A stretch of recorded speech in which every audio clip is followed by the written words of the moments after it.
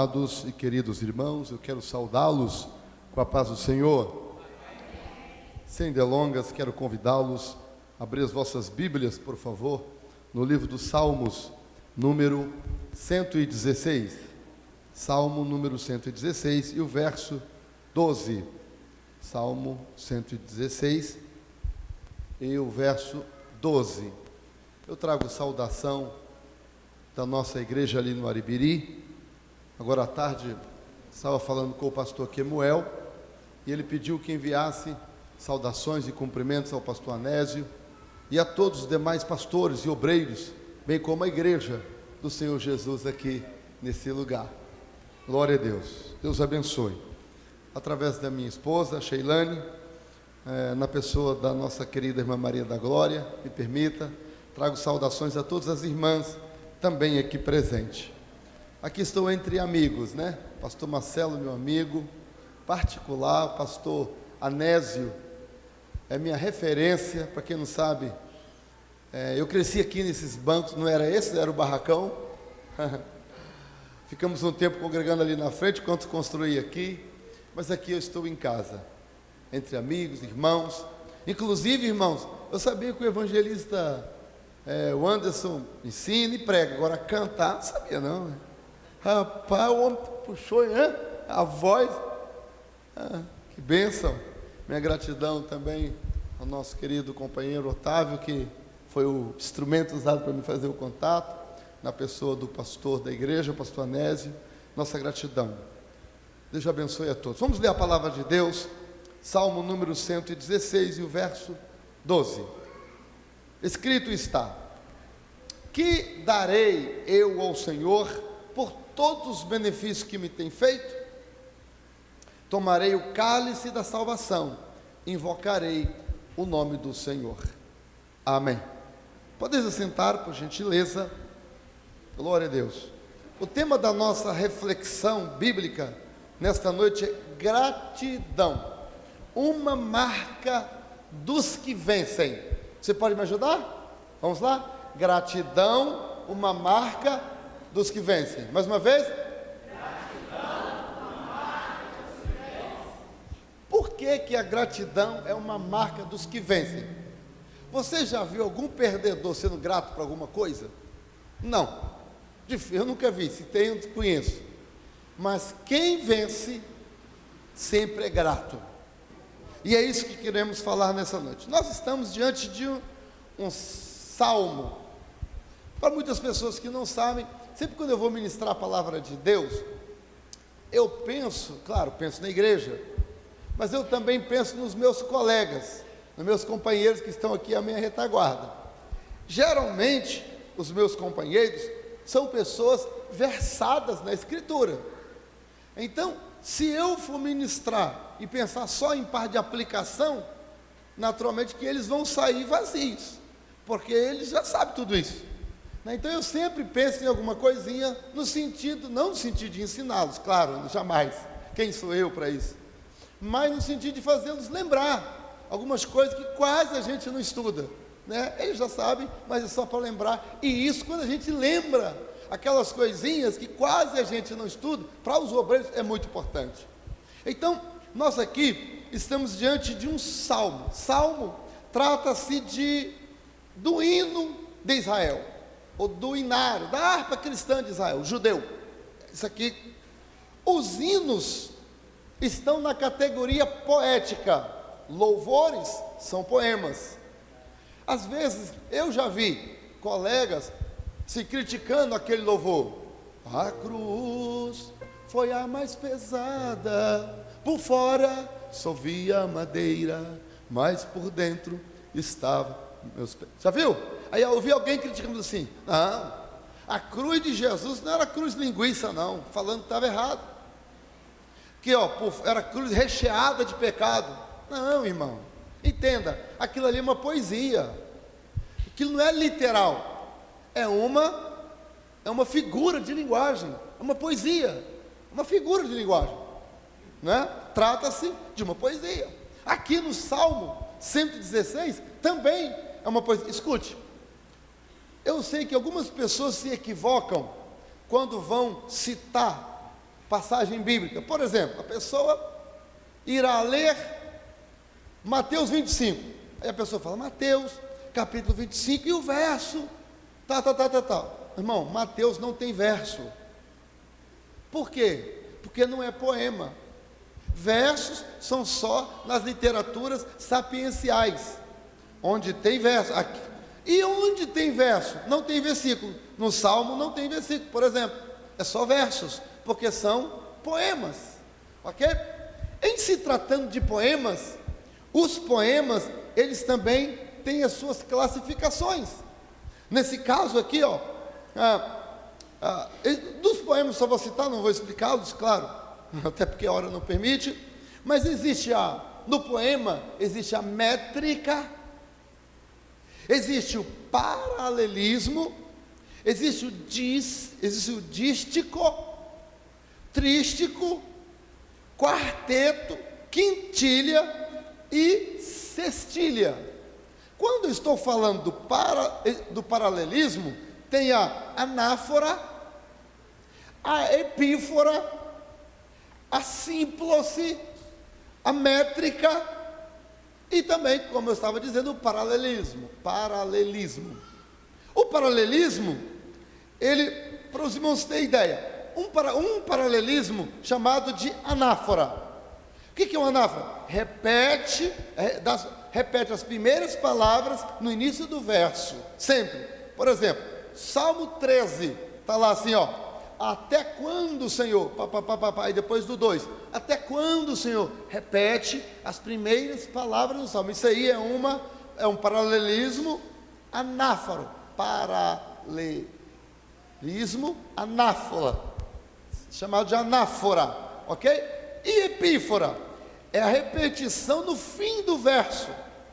Por exemplo, Salmo 118. No Salmo 118, nós temos ali, onde diz assim, tarará, tarará, aí o final do verso, a sua benignidade é para sempre. Tarará, tarará, e a sua benignidade, no final do verso. Isso é uma epífora, dentro do paralelismo, dentro do paralelismo. Tem também a símplose. A símplose é uma fusão das duas coisas. Onde é que nós vemos isso? No Salmo 118 e o 2. Ali vai acontecendo a dinâmica dentro do salmo poético. Salmo poético. Muito bem, falando do paralelismo, nós temos também o antitético e nós temos o sintético. O sintético, falando do sintético, eu vou ir aqui direto ao objetivo. No sintético, paralelismo sintético, o que é o paralelismo sintético? É onde o segundo verso completa a ideia do primeiro. Isso é um paralelismo sintético. Pastor, o Salmo 116 que você leu é o quê? Um paralelismo sintético. Por quê? A segunda ideia, ela é um complemento da primeira. Dá uma olhadinha, só para você ter uma ideia, dá uma olhadinha no verso 3 aí, Abra a sua Bíblia, por gente. Está aqui no quadro, né? Está mostrando. Está aqui, o verso 3. Vamos lá, o pessoal da mídia. O verso 3. Olha só o verso 3, cordéis da morte me cercaram. Primeira frase. A segunda, angústia do inferno se apoderaram de mim. Viu? A primeira ideia da sequência da segunda. Cordéis de morte me cercaram. Para ali, não, aí ele continuou. A segunda ideia. Mas a segunda ideia dá uma sequência na primeira. Angústia do inferno se apoderaram de mim. Aí a última, encontrei-me em grande aperto. Ou seja, só vai agravando a situação. Isso é um poema hebraico. Isso é um poema hebraico, tá? Muito bem. Mas a pergunta que não quer calar é, pastor, o que isso interessa para a igreja? Interessa muito, porque é no detalhezinho que a heresia entra. Quer ver só uma coisa? Tem um cântico, que eu acho que vocês não cantam aqui não, que é da cantora Juliana Souza, que fala assim: Ele me perdoou. Eu não sou bom para cantar, não. Me perdoou. Aí, sua irresistível graça me... Canta aqui. Aí, mas como é que é feito? Vocês trocaram a letra dessa canção ou canta ela na íntegra? Eu não estou doutrinando não, tá, irmão? Estou só compartilhando com você. A irmã falou, pastor, fala tudo, então eu vou falar. Trocaram alguma coisa na letra desse louvor ou canta na íntegra? Me ajuda. Nós estamos em família mesmo. Canta na íntegra? É na íntegra, não é? Então, nessa parte está uma heresia. Está lá, a sua, pode olhar, irresistível graça me alcançou. Só que a graça de Deus, ela não é irresistível, ela é resistível. Por quê? Por causa do livre-arbítrio. Pastor, e quem é que acredita que a graça é irresistível? São os calvinistas. E o calvinista acredita que o homem não tem livre-arbítrio, ele acredita na dupla predestinação. O que é isso? Dupla predestinação, que Deus já determinou quem vai para o céu e quem vai para o inferno.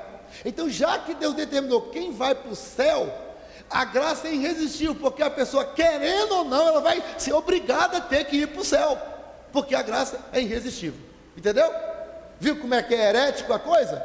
E quando a gente não para estudar os detalhes do poema, e canção é poema.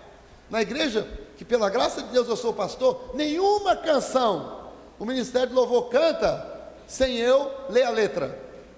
Tu peça a eles, ó, vai botar um hino novo? Manda a letra para eu ler. Eu dou uma lida. Nós também cantamos essa canção, só que nós mudamos essa parte. Nós chegamos nessa parte, nós colocamos, sua resistível graça me alcançou. Aí está escrito, aparece escrito, resistível. Não é irresistível, é resistível. Entendeu?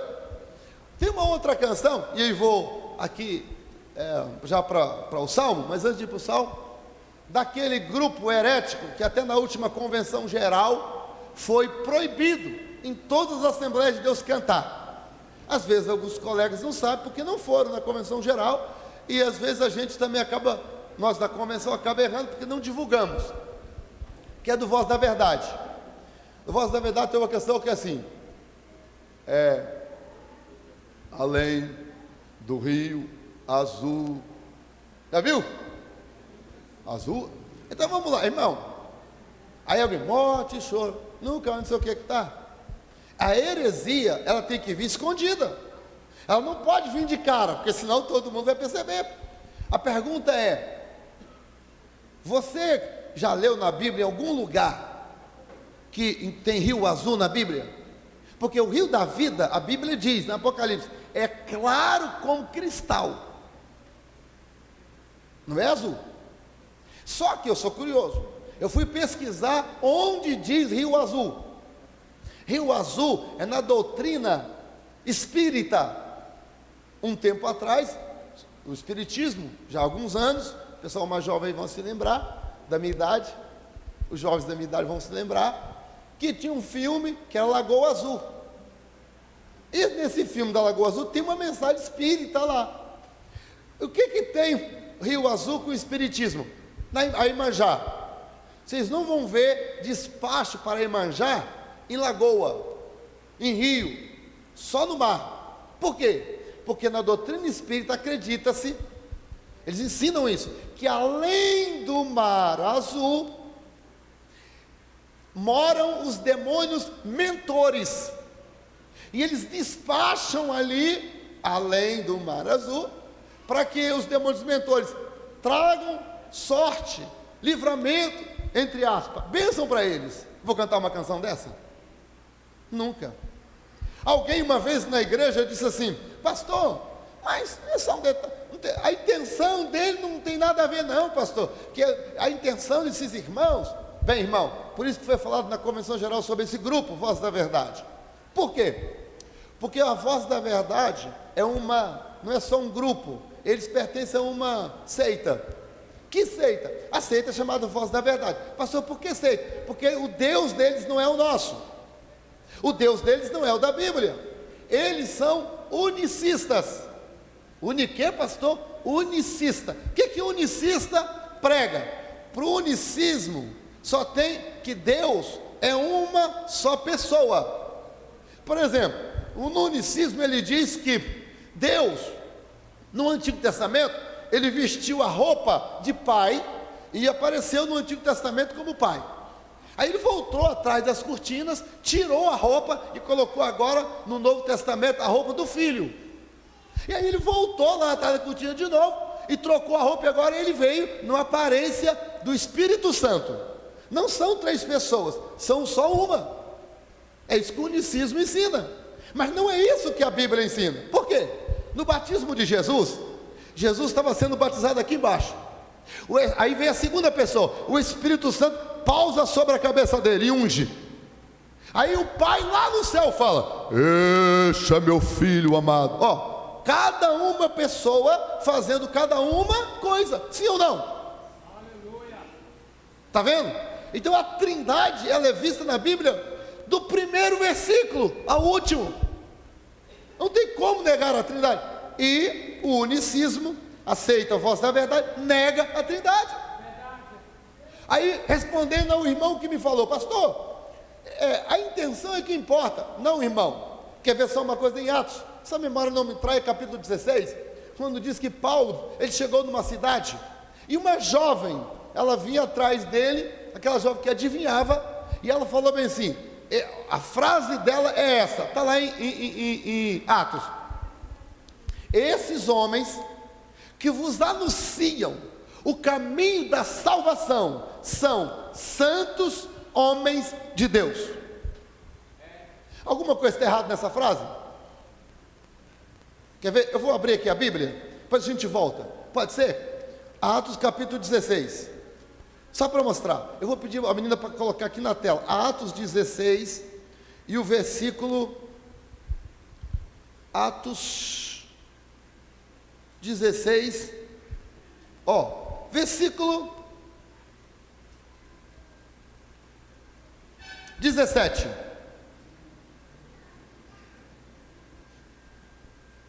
Eu estou sendo bem específico, tá? Olha lá, ó. Esta, falando da moça, seguindo a Paulo e a nós, esse nós aqui é Lucas, clamava dizendo: estes homens que nos anunciam o caminho da salvação são servos do Deus. Aí eu pergunto: alguma coisa estava errada nessa frase que a mulher estava falando? Ela estava mentindo? Estava? Não, irmão. Aí, agora continua, olha o 18. E isso fez ela por muitos dias. Olha lá, isso fez por muitos dias. Mas Paulo, olha só, aí entra o discernimento de espírito. Mas Paulo, perturbado, por que perturbado? Vou falar por quê. Voltou-se e disse ao espírito: em nome de Jesus Cristo te mando que saias dela. E na mesma hora saiu.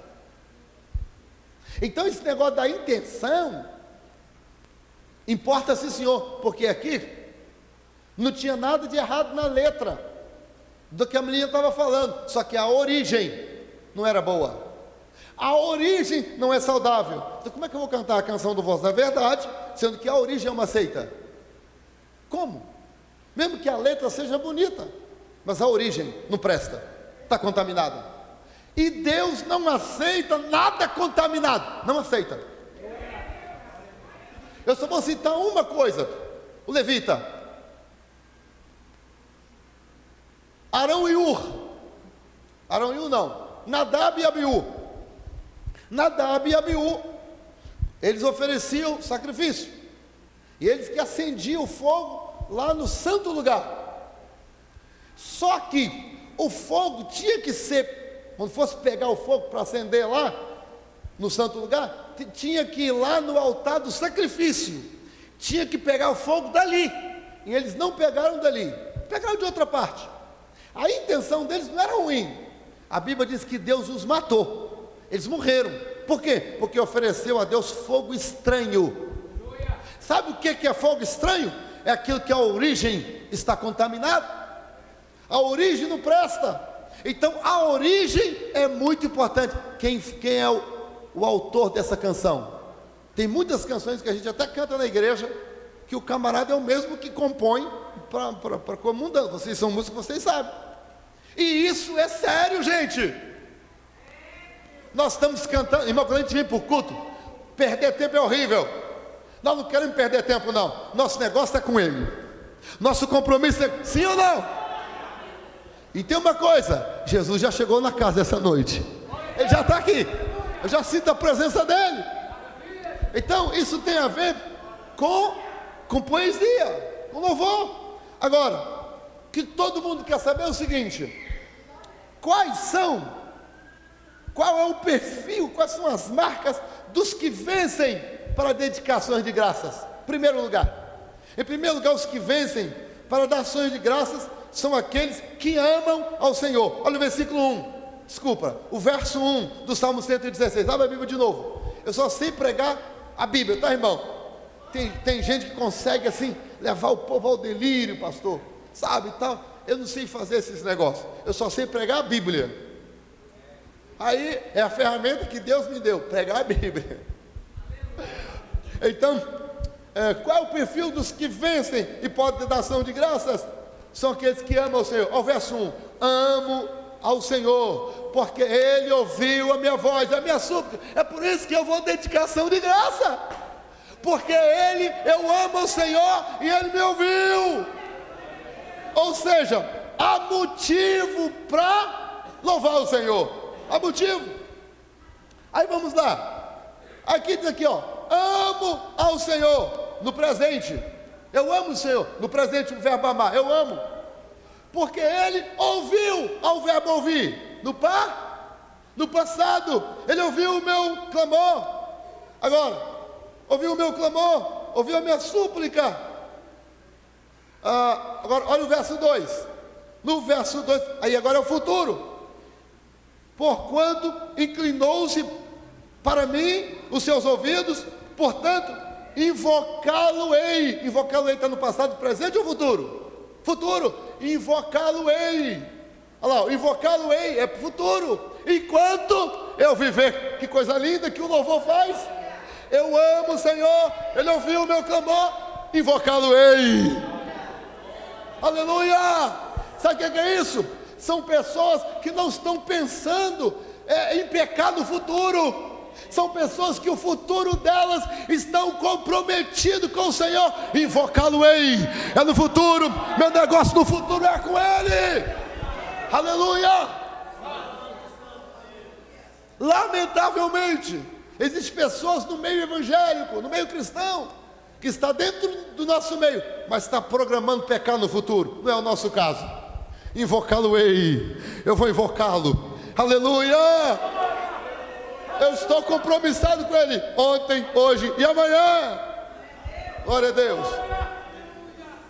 Agora, diz aqui que Ele inclinou o ouvido para mim. Gente, que visão linda do Senhor. Ele inclinou, irmão.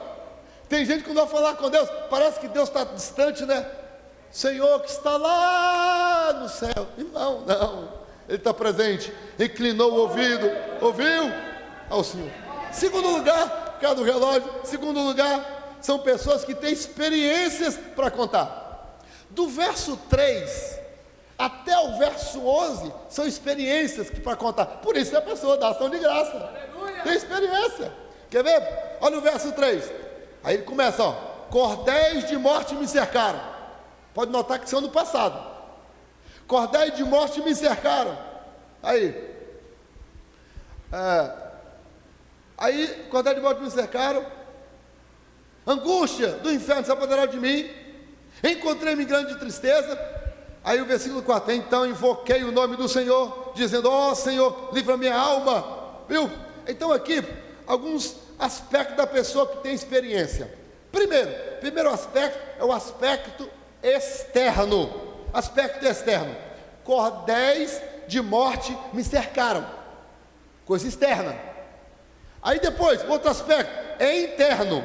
Encontrei-me em grande aperto. Aí olha o verso 6. Senhor, guarda os simples. Cadê o verso 6? O verso 6. Guarda os simples estava abatido. Esse aspecto interno. O que estava abatido? A alma, o coração, lá dentro. Esse é o aspecto interno. A tristeza ela é interna ou externa? Ela é interna. Lá dentro é que está a tristeza, nossa alma, nossas emoções ficam abatidas. Então, são aqui o aspecto externo: cordéis de morte me cercaram, inimigos, pessoas falando mal de mim, exército. Acredita-se que Davi tenha escrito esse salmo, outras pessoas acreditam que sejam outras pessoas, mas imaginemos que foi Davi. Então, naquelas pelejas, naquelas guerras, mas eu me encontrei em grande aperto, tristeza se apoderou de mim. Agora, olha a experiência dele com Deus, a experiência com Deus. Verso 5, está assim, ó: piedoso é o Senhor, o Deus piedoso, e mais o que? Justo. Olha a experiência dele com Deus. Eu sirvo um Senhor que é piedoso, que é justo, que é misericordioso. Ainda no verso 5, olha lá: piedoso é o nosso, justo, nosso Deus tenha misericórdia. Aí, misericórdia.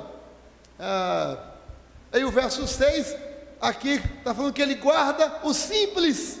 Verso 7, ele faz bem. Verso 7, ó: volta minha alma ao teu repouso, pois o Senhor te fez bem. O Senhor te fez bem. Então, irmão, olha que coisa linda, o Senhor te fez bem. Deus já fez bem para alguém aqui? Eu levanto até o pé, irmão. Tão bem que o Senhor me tem feito. Aleluia. Glória a Deus. Verso 8: porque tu, Senhor, livraste a minha alma da morte. Livraste a minha alma da morte, os meus olhos das lágrimas e os meus pés da queda. Olha só que tanto livramento. Se tivéssemos, se fosse um estudo bíblico, para a gente entrar aqui mastigando esse salmo, hein? Contar alguns exemplos aqui de livrou meus pés da queda. Contar aqui alguns exemplos sobre o Senhor que livrou minha alma. As minhas lágrimas Ele enxugou. Ai, meu Deus do céu, que Deus lindo! Oh, glória ao nome do Senhor. E em sétimo lugar, sétima experiência, podemos dizer que Ele livra os pés da queda. Tem uma oração que Jesus nos ensinou a fazer, que pouca gente faz, que é ao início do seu dia pedir ao Senhor: Senhor, livra-me da tentação. Sabia? Deus vai ungir sua mente, seus olhos, sua cabeça, seus ouvidos, seu coração. Você vai para o trabalho, debaixo da unção de Deus, Deus vai livrar os seus pés da queda. Deus vai livrar os seus pés da queda. A Bíblia fala do laço do passarinheiro. O diabo, ele arma o laço. Eu já cacei, eu já armei laço para pegar caça. Mas a caça, ela é atraída pela coisa que ela gosta de comer. Os olhos da caça se atraem. Aí traz a caça até o laço. A última coisa, quando ela coloca o pé dentro do laço, quando ela vai comer, antes que ela come direito, o laço, aí pega a caça. Ela não come, ela assada e acabou. Ou seja, o laço do diabo é enganar a pessoa, que antes que ela desfrute completamente, a alma já está laçada pelo poder das trevas. E o salmista falou: o Senhor livrou meus pés da queda. Então nós temos motivo para agradecer. Meu Deus, já acabou a hora. Escuta, mas o que? Perfil daqueles que vencem para dar ação de graças. Em primeiro lugar, eu disse, são aqueles que amam o Senhor. Segundo, eu disse, são aqueles que têm experiência. Em terceiro lugar, rapidinho, em terceiro lugar, são aqueles que confiam no Senhor, independente de qualquer coisa. Olha o verso 15. Olha o verso 15. Preciosa é a vista do Senhor a morte dos seus santos. Está vendo aí? Independente da morte, independente de qualquer coisa, o camarada, eu vou louvar o Senhor, porque é precioso, até a morte é preciosa diante dos santos do Senhor. Mas o que? são os que querem partilhar as suas vitórias com os outros. Olha o verso 18: pagarei os meus votos ao Senhor, e eu possa fazê-lo na presença de todo o meu povo. Olha só, são pessoas que querem compartilhar. Como é que você paga o voto? Olha, irmão, estou fazendo esse voto na presença do povo do Senhor, porque o Senhor fez isso, o Senhor fez assim, foi um grande livramento, foi uma coisa maravilhosa, e papapá, e lá, entendeu? Ele está contando a vitória. Mas o que? Agora eu quero terminar. No verso, quem vence, toma o cálice da salvação. É o verso 12. 12 diz assim, olha lá, que darei ao Senhor por todo o benefício que me tem feito? É o verso 13. Tomarei o cálice da salvação. Aqui, me permita, eu quero falar um pouquinho do cálice da salvação. Quando a pessoa, e aqui vou encerrar, tá bom? Quando a pessoa nasce, o Senhor, toda pessoa que nasce recebe um cálice. Quando ela nasce, ela recebe o cálice está zerado. Aqui eu não estou falando do pecado original. Eu não estou falando do pecado. Por que eu não estou falando do pecado original? Porque o pecado original, embora o homem precise do Senhor, mas a criança, ela está no estado de inocência ainda. Então, a criança no estado da inocência, o pecado inato é outra situação, mas eu não estou falando do pecado inato. É só uma ilustração, tá bem? Só estou explicando para vocês saberem que eu não estou aqui inconsciente do que eu estou falando. Então, beleza, agora eu estou falando dos pecados atos. A criança começa a crescer, e quando ela começa a crescer, lembra, nasceu, o Senhor separou um cálice para ela. Aí, a idade da inocência, a gente fala negócio de 12 anos, tudo mais e tal, mas irmão, 7 anos, só que quem julga a idade da inocência é Deus, não é a gente. Porque tem criança de 5 anos que não é mais inocente. Quem sabe quando a criança é realmente inocente é Deus. Vocês entenderam, né? Bom, aí a pessoa agora cometeu uma mentirinha. Mentira é uma coisa boa ou ruim? Aí ó, a mentirinha, pum, cai lá dentro. É uma sementinha de veneno. Mentira é veneno. Aí a pessoa pega e agora xinga o coleguinha. Outra semente de venenosa ali. E aí, daqui a pouco tem adultério, daqui a pouco tem roubo. Vocês estão entendendo, né? E vai enchendo o cálice. Vai enchendo o cálice. É por isso que quando Jesus estava na cruz, e por isso que é por causa do cálice cheio de veneno. Veneno faz o quê? Mata ou dá saúde? Veneno mata. Foi por causa do nosso cálice, o meu também, todos nós, o nosso cálice, cheio de veneno, que Jesus falou com os... Na hora que ele foi ser preso, ele fala assim: vocês não poderão beber o cálice que eu vou beber. Por quê? Jesus, ele bebe qual cálice? Isaías 53. E a Bíblia diz que ele tomou sobre si as nossas dores, as nossas enfermidades. O castigo que nos traz a paz estava sobre ele. Que castigo é esse que nos traz a paz? É os pecados. Ele pegou a nossa taça. E agora, sabe o que é aceitar Jesus como Salvador? Para resumir e concluir, sabe o que é? Aceitar Jesus é você, é chegar com a taça cheia de veneno, entregar para Jesus. Quando você entrega para Ele, Ele fala assim: toma a minha. O cálice de Jesus não tem veneno, porque Ele nunca pecou.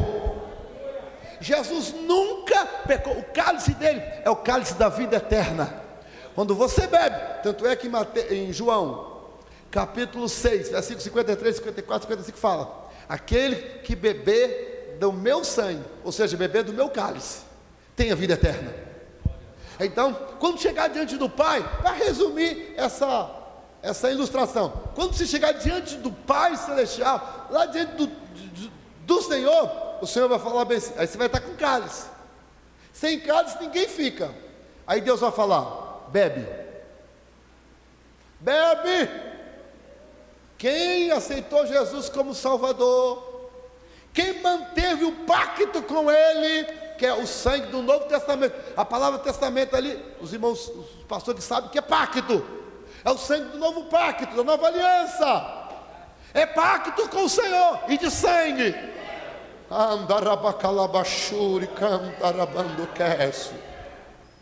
Quem manteve o pacto com Ele, a Bíblia fala, quem que perseverar até o fim é que será salvo. Quem não trocou o cálice por vaidade, quem não trocou o cálice por coisas perecíveis, quem não trocou o cálice pela coisa do mundo, não ameis o mundo nem o que no mundo, está entendendo? Se alguém ama o mundo, o amor do Pai não está nele, enfim. Aí, qual cálice você tem na mão?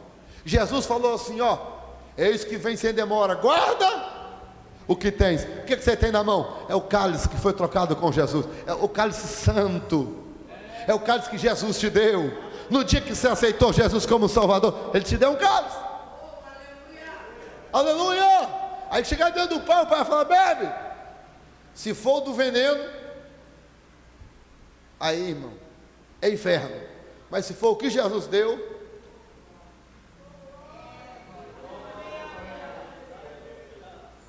aí uma porta vai se abrir. Vinde às bodas do Cordeiro, vinde à ceia. Você vai entrar. Eu fico imaginando esse dia. De um lado os anjos, dos outros, não sei se vai estar os meus irmãos da igreja, mas vai estar, e lá vai estar Jesus. E quando eu vê-lo, vou correr em direção a Ele. E os anjos, a orquestra do céu, imagina, rapaz, a orquestra do céu. Sei lá como é que vai ser o som. E eu vou entrar, lá o tapete, não sei, não vai ser vermelho porque a rua é de ouro. Lá vai ser um negócio assim que, irmão, eu estou... Como é que vai ser? Eu vou estar lá, eu vou entrar lá, eu vou. O salvo, pensa no céu. O salvo espera esse dia. Aleluia. Aí você entra, imagina você entrando, olhando para Jesus. Aleluia. E Ele de braços abertos, vinde. Aleluia. Oh glória. Ações de graças, marcas do que vencem. Nós vamos dedicar o último culto em ação de graça lá no céu. Ao que vencer, herdará todas essas coisas. Aleluia. Hoje, nesse culto de ação de graças, nós estamos ensaiando. Mas é só para quem vence. É para quem vence. A marca é ao vencedor. A quem vencer. Quem tem ouvidos ouça o que o Espírito diz à igreja. Amém. Ficamos em pé, com a permissão do pastor. Posso orar? Vamos orar ao Senhor. Aleluia.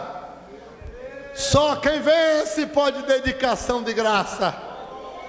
Aleluia. Tem experiência para contar. Aleluia. Glória a Deus. Reúne o povo, porque não tem vergonha, porque é vitória. É vitória. Aleluia. Antes de eu orar, eu queria que aí no banco onde você está, você olhasse para dentro de você. Se você puder fazer o favor, feche os seus olhos, por gentileza. Eu queria que você fizesse uma viagem para dentro de você agora. Como é que está a sua vida? Se a trombeta tocar esta noite, qual é o cálice que está na tua mão? Algum que foi contaminado por alguma coisa? Qual é o cálice? O salmista que diz, tomarei o cálice da salvação. Esta noite é o cálice da salvação que precisa estar na tua mão. Mas se porventura não é, aquele que dá cálice da salvação está aqui. Aquele que perdoa, aquele que purifica, aquele que mantém as vestes brancas e limpas. Peça perdão ao Senhor. Mude de vida essa noite mesmo, para que a marca do que vence fique na sua vida. Senhor nosso Deus e nosso Pai, a Ti sou grato por esta noite, pela Tua bendita palavra, pela igreja do Senhor reunida neste lugar. Se alguém precisa de receber o cálice da salvação, troca com Ele, Jesus amado. Troca, Senhor, pela fé.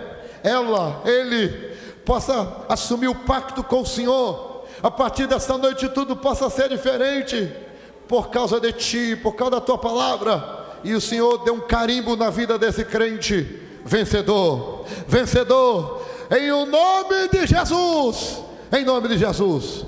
Quem quer ter a marca dos que vencem aí, diga amém. Amém. Obrigado, Deus abençoe.